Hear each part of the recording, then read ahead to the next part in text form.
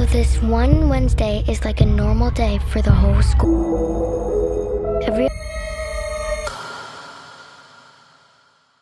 One of the most intriguing upcoming entries in the world of psychological horror is the film Weapons, a project that has sparked attention not only because of its mysterious and ambitious narrative, but also because of the visionary talent behind it. After the massive success of Barbarian, writer and director Zach Cregger returns with a new feature that promises to redefine horror and tension on screen. While Cregger is best known for his ability to twist audience expectations and deliver deeply unsettling moments with unique storytelling structure, Weapons is shaping up to be more than just a follow-up. It's emerging as a statement film. With the way the narrative is said to be constructed, the movie aims to be a mosaic of character perspectives and timelines, much like the ambitious structure of Magnolia, but deeply rooted in the suspense and dread that horror thrives on. The premise revolves around an inexplicable tragedy that shatters the peaceful routine of a small town. At exactly 2:17 a.m., an entire classroom of children disappears without any trace, except for one child who is mysteriously left behind. This event, horrifying in its simplicity and silence, sets off a narrative that dives into the layers of grief, trauma, suspicion, and the unknown. The entire town is plunged into chaos as parents, teachers, law enforcement, and residents try to comprehend what has occurred. This disappearance is not only the core mystery of the film, but it serves as a catalyst that connects the stories of multiple characters, each grappling with their own version of reality and truth. At the center of the story is Justine Gandy, played by Julia Garner. She's a dedicated school teacher and the only adult figure present during the time of the disappearance. Her role in the story is pivotal, not just because she was the last person to see the children, but also because of the emotional toll the tragedy takes on her.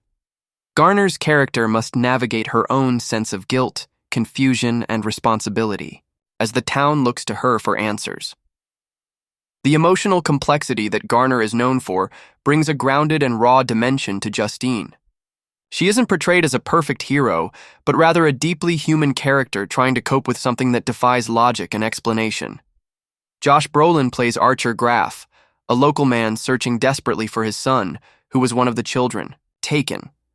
His character is rough around the edges, full of emotional volatility, and increasingly haunted by the absence of answers. His grief morphs into suspicion, and Brolin's commanding presence anchors much of the emotional weight of the story. As the search continues, Archer's journey becomes darker and more obsessive, leading him to dig deeper into the town's buried secrets. His relationship with Justine, while strained, is crucial in exploring how different people cope with tragedy and guilt. Alden Ehrenreich portrays Paul, a police officer involved in the investigation. He also shares a complicated past with Justine, adding another emotional thread to the already intense story. Paul's role in the mystery becomes more central as he uncovers connections that others might miss. He is portrayed as both protector and skeptic, forced to balance his duties as a law enforcer with his internal conflict about the people involved. Meanwhile, Benedict Wong plays Andrew, the school principal whose position becomes more than administrative as the town begins to suspect everyone of something. Wong brings a sense of intellectual calm and weariness to the chaos, a character trying to maintain order in a town unraveling. What makes Weapons particularly compelling is how it's structured not as a straightforward linear story, but as a layered puzzle. Each character's arc is a piece of the larger mystery. Cregger has opted for a narrative design where stories overlap, timelines converge, and emotional beats align in unexpected ways. This mosaic structure makes the film not just about the disappearance itself, but also about how trauma ripples through a community, how secrets rise to the surface under pressure, and how reality can bend when fear takes hold. Every scene is expected to be loaded with subtext, meaning viewers will be required to pay close attention, potentially rewatching the film to catch things they might have missed the first time. Visually, the film is crafted to feel immersive and tense.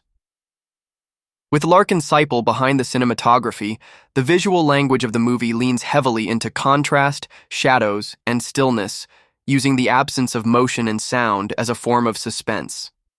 The use of color, particularly cold blues, and earth tones, plays into the emotional landscape of the town, visually mirroring the psychological states of its characters. The sound design also plays a crucial role. From distant echoes to ambient noise that hints at something unnatural, the atmosphere is key to building the kind of dread that doesn't rely solely on jump scares, but seeps into the viewer gradually. The musical score, composed by Ryan and Hayes Holiday, is not traditional orchestral horror music. Instead, it's reportedly minimalist and ambient, using a blend of organic and synthetic sounds to capture the psychological descent of the characters. The music is meant to feel disjointed at times, mirroring the fractured reality the townspeople are living through. This creates a feeling of unreliability, both in the characters' perceptions and in the viewer's expectations. The marketing approach for Weapons has also been unconventional. Instead of relying solely on traditional trailers, the campaign has included eerie digital elements that expand the world of the film. One viral website, styled as a missing persons blog from within the movie's universe, adds an alternate reality component that allows fans to dive deeper into the story's lore. These elements help set the tone well before the film's release, and give audiences a sense that Weapons isn't just a movie, it's an experience meant to be explored from multiple angles. The film is being released by New Line Cinema, who won a competitive bidding war to acquire the rights from Cregger. This deal not only included the production of Weapons, but also extended into a first-look agreement with Cregger for future projects. This signals that the studio believes Weapons will not only perform well commercially, but also have cultural impact. Given how Barbarian became a sleeper hit with strong word-of-mouth and fan discussion, expectations are even higher for this film. The test screenings for Weapons have reportedly been extremely positive, with many calling it a bold step forward for the genre. It's not just scary, it's thoughtful, tragic, and layered with emotion. The themes go beyond supernatural horror and dive into ideas about human frailty, fear of the unknown, and how tragedy affects memory and relationships. It challenges the audience to question whether the horrors seen are real or psychological manifestations of unresolved grief. As it stands, Weapons is one of the most anticipated horror films in the upcoming calendar. With its August 2025 release date, it will likely dominate conversations during that season, potentially becoming the kind of film that influences horror storytelling for years to come. It is not trying to be a franchise starter or a crowd pleaser.